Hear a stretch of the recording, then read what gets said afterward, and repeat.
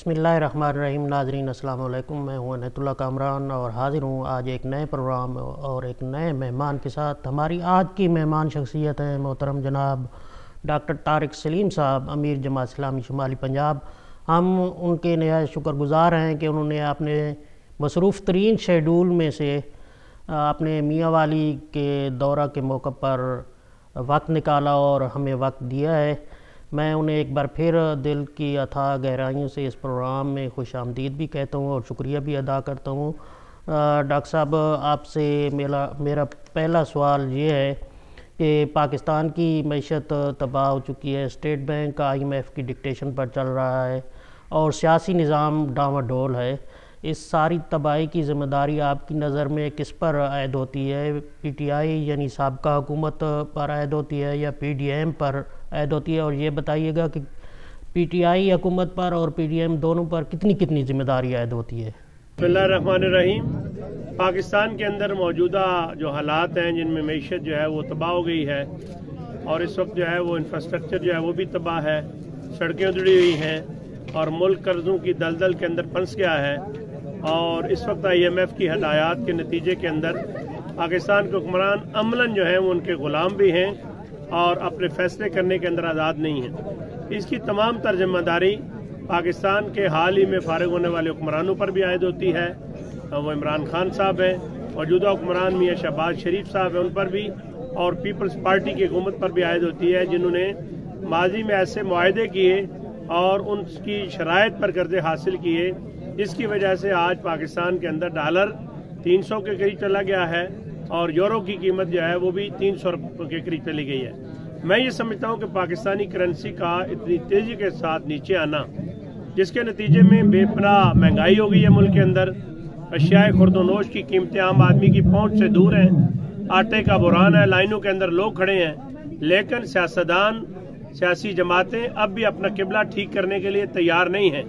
इस वक्त भी उनको मुल्क से ज़्यादा अपनी और अपनी पार्टी की फिक्र है। मैं समझता हूँ कि इन हालात के अंदर कौमें सर जोड़ के बैठती हैं, मुल्क के मुस्तकबिल के हवाले से सोचती हैं और इस वक्त मुल्क की सूरत हाल ये है कि जो निगरान आए हैं उन्होंने भी एक नया ड्रामा शुरू किया है कि लोगों पर इल्ज़ामात लगा के गिरफ्तार करते हैं, तीसरे दिन अदालतें उनको रिहा कर देती हैं। तो इस तरह उन लोगों को भी हीरो बनाकर कौम के सामने पेश किया जा रहा है जिनकी तस्वीरें पाकिस्तान के चौक और चौराहों के अंदर मुजरमों की तरह लगनी चाहिए थी कि पाकिस्तान के कौमी मुजरम है, बार बार वजारतों के अंदर आए हैं, मुल्क को तबाह किया है, मुल्क को लूटा है, महंगाई का बाजार गर्म किया है, इस वक्त बदअमनी का बाजार गर्म है, लूट घसूट है। तो मैं समझता हूँ कि रियासत की रिट नाम की कोई चीज़ इस वक्त मौजूद नहीं है। इसकी जिम्मेदारी मुस्लिम लीग नून पर भी, पीपल्स पार्टी पर भी, PTI पर भी और मौजूदा PDM पर भी आयद होती है। पर सदारती निज़ाम लाया जाता है तो क्या जमात इस्लामी उसे कबूल करेगी और क्या उसकी कानूनी रिक्वायरमेंट्स जो हैं ज़ैर आइन में तरामीम जो है लानी पड़ेंगी, आइनी पैकेज लाना पड़ेगा, तो तभी जो है सदारती निज़ाम को लाया जा सकता है। तो क्या ये तकाज़े पूरे आसानी से पूरे किए जा सकेंगे? जमात इस्लामी समझती है कि कौमी हुकूमत इस वक्त भी कायम है। मुस्लिम लीग और PDM के अंदर जो है वो मुल्क की 13-14 जमातें शामिल हैं। सिंध के अंदर पीपल्स पार्टी की हुकूमत है, खैबर पख्तूनख्वा के अंदर PTI की, पंजाब के अंदर परवेज लाई की सूरत में PTI के इत्तेहादियों की हुकूमत रही है। तो ये सारे हुक्मरान नाकाम हुए हैं। रही बात टेक्नोक्रेट्स की, इसका तजर्बा भी मुशर्रफ साहब के दौर के अंदर नाकाम हो चुका है। मैं समझता हूँ मुल्क के अंदर आम इंतखाबात होने चाहिए, जिस पार्टी को मैंडेट मिले उसे हुकूमत देनी चाहिए, वो 5 साल पूरे करे, दरमियान में किसी भी हुकूमत को रुखसत करना उससे बेहतरी की बजाय मजीद खराबी पैदा हुई है। इमरान खान साहब जब महंगाई कंट्रोल करने में नाकाम रहे, नौजवानों को रोजगार देने में नाकाम रहे, घर देने के अंदर नाकाम रहे, इनके अपने वज़रा जो हैं उन पर करप्शन के चार्जेस से, तो इन्होंने दरमियान में उनको ख़त्म किया और उनको मौका दिया कि वो पब्लिक के अंदर जाकर कहें कि अगर मेरी हुकूमत रहती तो मैं दूध और शहद की नहरें बहा देता। खान साहब को अगर मौका मिलता तो खान साहब भी मौजूदा हुक्मरानों की तरह नाकाम होते, ना महंगाई इनसे कंट्रोल होती, ना मुल्की मसाइल हल होते, तो कौम उसके मुतबादिल सोचती। हम ये समझते हैं कि जमात इस्लामी ने इक़्तिदार के बगैर इस सैलाब के अंदर 15 अरब रुपए से इस कौम की खिदमत की है। हमारे पास अगर इक़्तिदार नहीं है तो तब भी हम खिदमत कर रहे हैं। ہر آفت کے اندر موجود ہوتے ہیں، عوام کے ساتھ کھڑے ہوتے ہیں۔ اگر لوگ ہمارے اوپر اعتماد کریں، جس طرح شہر کراچی کے اندر ہمارے اوپر اعتماد کیا گیا، کراچی کی سب سے بڑی لارجسٹ پارٹی جماعت اسلامی بنی، حافظ نعیم الرحمان کی قیادت میں لوگوں نے ترازو کے نشان پر ووٹ دیے۔ اگر پاکستان کے حالات میں جماعت اسلامی پر لوگ اعتماد کریں تو جماعت اسلامی کے پاس صاف ستھری قیادت موجود ہے، دیانتدار قیادت موجود ہے، ایسے ماہرین موجود ہیں جو اپنی صلاحیت اور صالحیت کی بنیاد پر اس ملک کی بھنور کے اندر پھنسی کشتی کو بخیر وفیر جو ہے وہ نکال پر منظر پر لا سکتی ہے۔ ڈاکٹر صاحب، اگر بالفرض موجودہ پارلیمانی نظام کو لپیٹ دیا جاتا ہے اور اس کی جگہ پر صدارتی نظام لایا جاتا ہے تو کیا جماعت اسلامی اسے قبول کرے گی، اور کیا اس کی قانونی ریکوائرمنٹس جو ہیں زیر آئین میں ترامیم جو ہے لانی پڑیں گی، آئینی پیکج لانا پڑے گا تو تبھی جو ہے صدارتی نظام کو لایا جا سکتا ہے، تو کیا یہ تقاضے آسانی سے پورے کیے جا سکیں گے؟ سب سے پہلی بات تو یہ ہے کہ پارلیمانی نظام لائیں یا صدارتی نظام لائیں، مسئلہ نظام کا نہیں ہے، مسئلہ امپلیمنٹیشن کا ہے کہ آپ جو نظام موجود ہے آپ اس کو کتنا اس پر عمل درآمد کرتے ہیں۔ ملک کے اندر جمہوریت تھی لیکن اس کے باوجود پتہ نہیں کہاں سے فیصلے ہوتے تھے، ملک کے اندر حکومت اور اپوزیشن تھی لیکن FATF کے معاملات کے اندر PTI بھی، مسلم لیگ نون بھی، مولانا فضل الرحمان صاحب بھی اور پیپلز پارٹی بھی ایک پیج پر ہوتے تھے اور وہ قوانین جو ہیں وہ اتفاق رائے سے منظور ہو جاتے تھے۔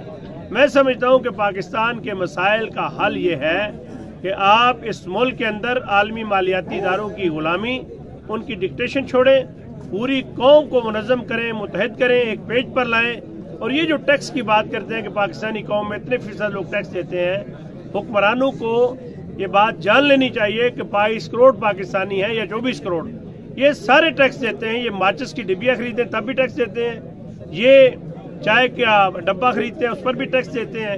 کون سی ایسی چیز ہے جس پر ٹیکس نہیں دیتے؟ حتیٰ کہ کسی اچھے ریستوران کے اندر کھانا کھائیں تو وہاں کے بھی اس پر یہ ٹیکس دیتے ہیں۔ اپنے بچوں کی شادی اور بیاہ اگر کسی مارکیٹ کے اندر کریں تو اس کا ٹیکس بھی ان سے وصول کیا جاتا ہے۔ یہ غریب آدمی سے ٹیکس وصول کرنے کی بجائے بڑے پیٹ والے، بڑی توندوں والے، محلات اور بنگلوں کے اندر رہنے والے اپنے آپ سے ایثار کا مظاہرہ کریں اور ملک اور قوم کے لیے قربانی کی مثال بنیں۔ جماعت اسلامی 3 روزہ کارواں کا آغاز کر رہی ہے، لاہور سے راولپنڈی کارواں جائے گا۔ ڈاکٹر صاحب کائنڈلی یہ بتائیے گا کہ اس کا مقصد کیا ہے؟ آج پشاور کے اندر جماعت اسلامی کی مرکزی جو ہے کمیٹی، اس کا اجلاس ہو رہا ہے جناب سراج الحق صاحب کی صدارت میں۔ یہ تو پشاور کے لوگوں کے ساتھ یکجہتی کا اظہار ہے کہ جہاں جتنا بڑا سانحہ ہوا، بم دھماکے کے اندر 100 سے زیادہ افراد انہوں نے جام شہادت نوش کیا۔ رہی بات لاہور کے مارچ کی، وہ لاہور 10، 11، 12 لاہور سے پنڈی تک مارچ ہے، یہ مہنگائی کے خلاف مارچ ہے اور ہم حکمرانوں کو بھی خبردار کرتے ہیں اور پاکستانی عوام سے بھی کہتے ہیں کہ مہنگائی کے خلاف آپ سڑکوں پہ آئیں۔ جناب سراج الحق صاحب 10 تاریخ کو لاہور سے اس مارچ کا آغاز کریں گے اور 11 تاریخ کو وہ گجرات 4 بجے پہنچیں گے اور اسی طرح 12 تاریخ کو راولپنڈی کے فوارہ چوک میں لیاقت باغ کے ساتھ وہ مغرب کے بعد بڑے عوامی اجتماع سے جب وہ خطاب کریں گے۔ تو یہ مارچ خالصتاً مہنگائی کے خلاف ہے اور اس ملک کے اندر جو اشیاء خرد و نوش کی قیمتیں اور پیٹرول کی قیمتیں، بجلی اور گیس کی قیمتیں، ان کو بار بار بڑھایا جا رہا ہے، اس کے خلاف عوام کا ایک بڑا احتجاج ہے جس کی قیادت جناب سراج الحق صاحب کر رہے ہیں۔ ڈاکٹر صاحب، جیسے کہ میں نے ذکر کیا ہے معیشت تباہ ہو چکی ہے اور پاکستان کی معاشی صورتحال انتہائی نازک ہے۔ IMF اس میں مین فیکٹر ہے پاکستان کی معیشت کی تباہی میں، ہم سمجھتے ہیں۔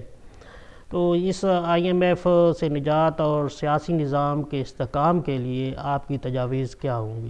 یہ سارے مسائل اس وقت حل ہوں گے جب اپنے قدموں پہ کھڑے ہوں گے، غیروں کی امداد کی طرف نظر نہیں کریں گے، خود انحصاری کریں گے، اپنے عیاشیاں اور پروٹوکول کم کر کے اپنی ہی جتنی چادر ہے اس کے اور اتنے ہی پاؤں پھیلائیں گے تو پاکستانی قوم کے پاس نہ وسائل کی کمی ہے نہ محنت کی کمی ہے۔ اگر حکمران قوم کو یہ اعتماد دے دیں کہ وہ ایثار اور قربانی کریں گے تو پوری پاکستانی قوم جو ہے ان کے ساتھ کھڑی بھی ہو سکتی ہے اور انشاءاللہ اس کے نتیجے کے اندر یہ جو مسائل ہمارے خود اپنے پیدا کردہ ہے معاہدات کی صورت میں، FATF کی صورت میں، عالمی مالیاتی اداروں کی غلامی کی صورت میں، ان سے قرضے لے کر ان قرضوں کو ہڑپ کرنے کی صورت میں، یہ سارے مسائل جو ہیں وہ انشاءاللہ چند سالوں کے اندر حل ہو سکتے ہیں۔ پاکستان تحریک انصاف جیل برو تحریک کا آغاز کر رہی ہے، آپ اسے کس نظر سے دیکھتے ہیں؟ یہ تو ایک مذاق ہے۔ عمران خان صاحب کی گرفتاری کی جب بات ہوتی ہے وہ پورے پاکستان سے ورکرز کو اسلام آباد بھی بلاتے ہیں، بنی گالہ بھی بلاتے ہیں اور زمان پارک بھی بلاتے ہیں۔ اگر جیل برو تحریک کا آغاز کرنا ہے تو لیڈر اپنے آپ سے کرے، خود بخود تحریک شروع ہو جائے گی۔ زبانی اعلانات کرتے ہیں اور عملاً جس کو گرفتار کیا جاتا ہے وہ چیخ چیخ کر آسمان سر پہ اٹھا لیتا ہے۔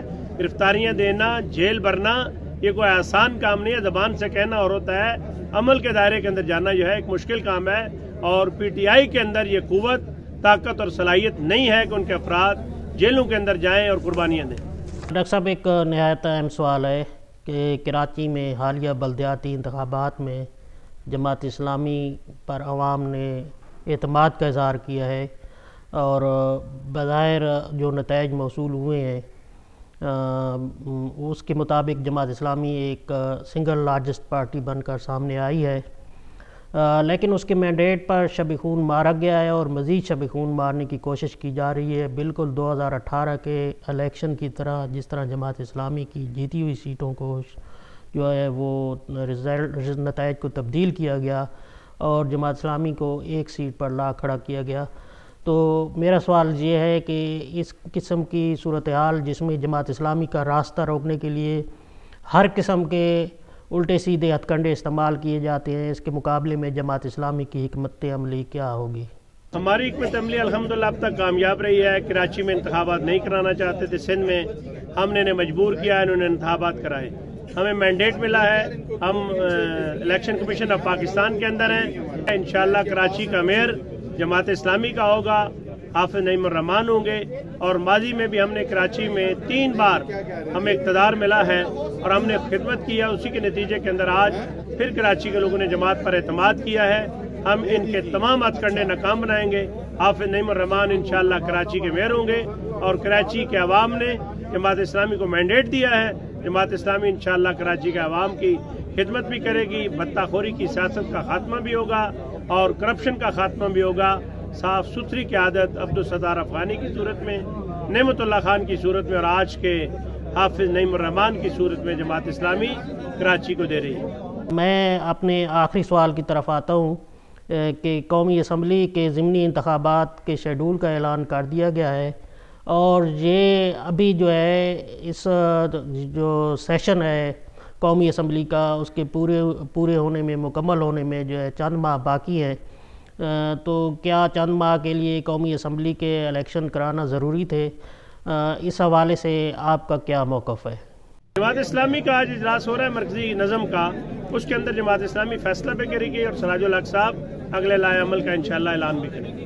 بہت شکریہ محترم ڈاکٹر طارق سلیم صاحب، آپ نے ہمیں وقت دیا، شفقت فرمائی۔ انشاءاللہ پھر جب بھی موقع ملے گا ہم آپ کو ایک بار پھر اپنے پروگرام میں دعوت دیں گے اور آپ کے خیالات سنیں گے۔ ناظرین، ہمارے پروگرام کا وقت ختم ہوا ہے، میں اجازت چاہتا ہوں، اگلے پروگرام میں کسی نئے مہمان کے ساتھ حاضر ہوں گے۔ اجازت دیجیے، اللہ حافظ۔